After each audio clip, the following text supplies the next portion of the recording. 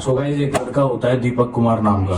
3 भाइयों में सबसे बड़ा होता है। बिजनौर जिले में रहता है, जहाँ का थाना हल्दौर रखता है और हल्दौर क्षेत्र के गांव लगता है मुकरंद को। दीपक कुमार अपनी पढ़ाई में बहुत ही तेज था शुरू से। जब उसकी पढ़ाई पूरी हो गई 2021 में वो सीआरपीएफ में ज्वाइनिंग हो जाती है उसकी। लेकिन वो यहाँ भी चुप नहीं बैठता।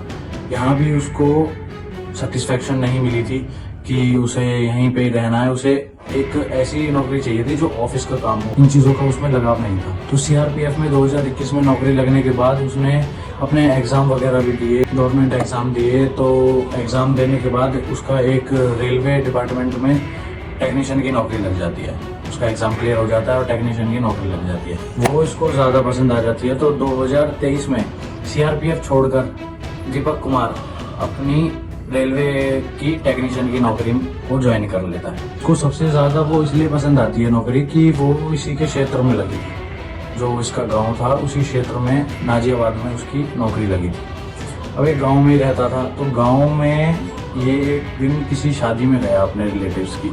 तो शादी में इसको एक लड़की पसंद आई वहां पर, जिसका नाम था शिवानी। इसने शिवानी के बारे में पता करा। शिवानी अपने बुआ के यहाँ पर वो शादी अटेंड करने आई हुई थी। इसने जाकर शिवानी से डायरेक्ट बात करी, शिवानी को अप्रोच किया कि मैं आपको पसंद करता हूँ, क्या आप भी मुझे पसंद करते हो। और फिर इसने शादी के लिए उसे अप्रोच करा। शिवानी भी मान गई। शिवानी को भी ये अच्छा लगा, उसके बारे में जाना कि गवर्नमेंट नौकरी है, तो आगे बढ़ गई बात। शिवानी को ये अच्छा लगा। फिर वक्त आता है 17 जनवरी 2024, जिस दिन इनकी शादी हुई। इनकी शादी बड़े अच्छे से धूमधाम से इन दोनों की मर्जी से हो गई। तो ये दोनों बहुत ही खुशहाल जिंदगी जी रहे थे। इनकी खुशहाल जिंदगी में एक और खुशी का माहौल आता है जब इनका बच्चा हो जाता है, जिसका नाम ये वेदांत रखते हैं। इनकी दोनों की लाइफ तो अच्छी थी, लेकिन वहीं शिवानी और दीपक की माँ, जो शिवानी की सास थी पुष्पा, इन दोनों के बीच बिल्कुल भी नहीं बनती थी। इन लड़ाइयों को लेकर जब शिवानी दीपक से शिकायत करती थी तो दीपक और शिवानी के बीच में भी काफी बार लड़ाइयाँ हो जाती थी। तो शिवानी और उसकी सास के बीच में कई बार हाथापाई तक हो चुकी थी। तो जो उसकी चिक चिक से दूर आकर दीपक कुमार ने अपने बीवी को और अपने बच्चे को लेकर नाजियाबाद में चला गया रहने।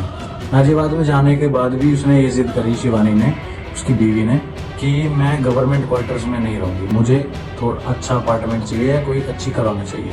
तो फिर वो तीनों जाकर आदर्श कॉलोनी के नाम से एक कॉलोनी है, वहां जाकर रहने लगे। वहां जाने के बाद दीपक एक चीज नोटिस करने लगा कि जब जब दीपक ऑफिस जाता था तब तक तो शिवानी खुश रहती थी, लेकिन तब तक दीपक ऑफिस से वापस आता था तो शिवानी का मुंह लटका हुआ रहता था।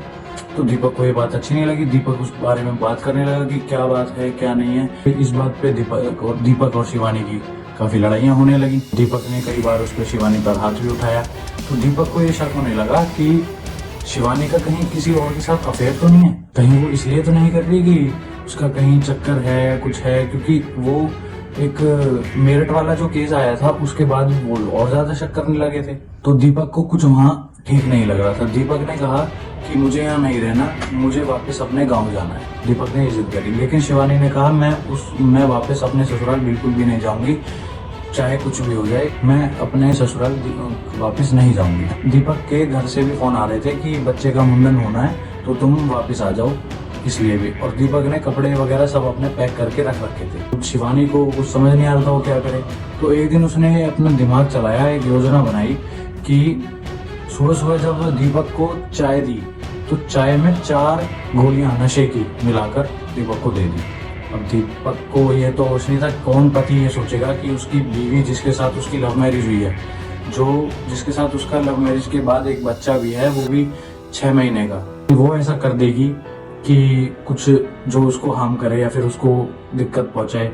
दीपक ने चाय पी ली बिना किसी शक के। दीपक को दूर दूर तक भी ये अंदाजा नहीं था कि उसकी चाय में नशे की गोलियां मिली। नाश्ता कराने के बाद दीपक जब रोजमर्रा की तरह अपनी पूजा करने बैठा तो पूजा करते करते दीपक बेहोश हो गया।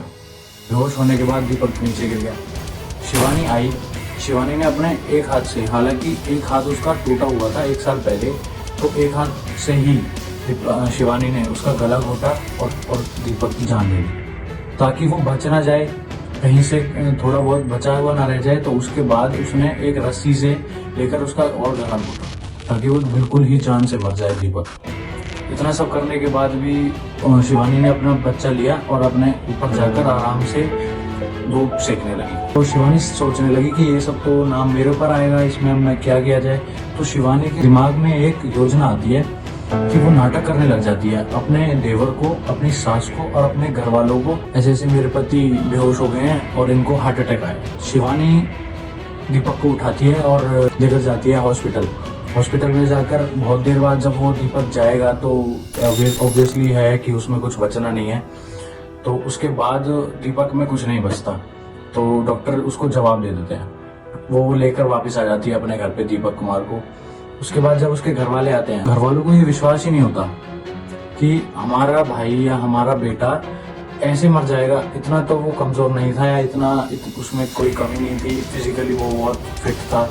उसके बाद भी उनको शक होता है। फिर उन्होंने उसके गले पर निशान देखा कि ये कैसा निशान है।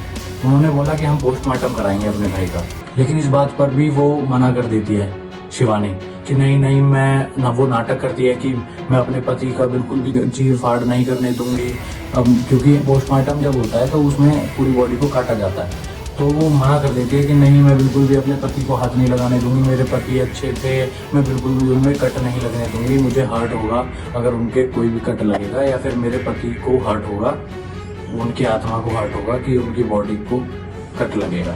वो ऐसे नाटक करने लगी।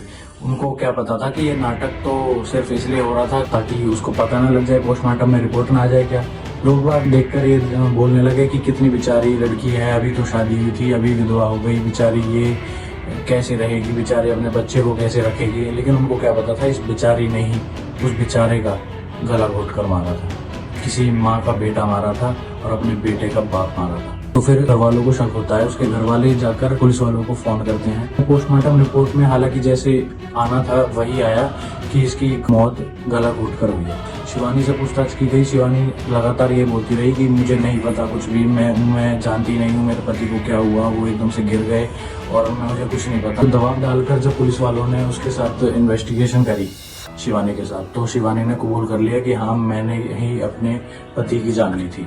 तब भी उसके घर वालों ने उस पर नाम डाला कि ये अकेले तो बिल्कुल भी नहीं कर सकते, क्योंकि हमारा भाई बहुत मजबूत आदमी था और हमारा भाई बिल्कुल ही फिजिकली फिट था। दीपक कुमार के घर वालों ने एक लड़के का नाम डाला जो लखीमपुर खेड़ी का था। उसका नाम भी उसके साथ जोड़ा शिवानी के साथ कि इसके साथ बात होती थी। हालांकि लखीमपुर खेड़ी का जो वो लड़का था वो वहाँ पर नहीं मौजूद था। अभी तक ये पुष्टि नहीं हुई है कि शिवानी ने दीपक को मौत के घाट उतारा क्यों। जिससे वो प्यार करती थी, जिससे जो एक होनहार लड़का था और अपनी फैमिली की शुरुआत को ही शिवानी ने खत्म क्यों कर दिया। क्या उसे दीपक की नौकरी की भूख थी या उसने अपने किसी आशिक के लिए ऐसा किया। अब देखना ये है कि जो वेदांत 6 महीने का बच्चा है वो किसके साथ रहेगा, अपनी माँ के साथ जेल में या अपने दादा दादी या नाना नानी के साथ। इस बारे में आपकी क्या राय है?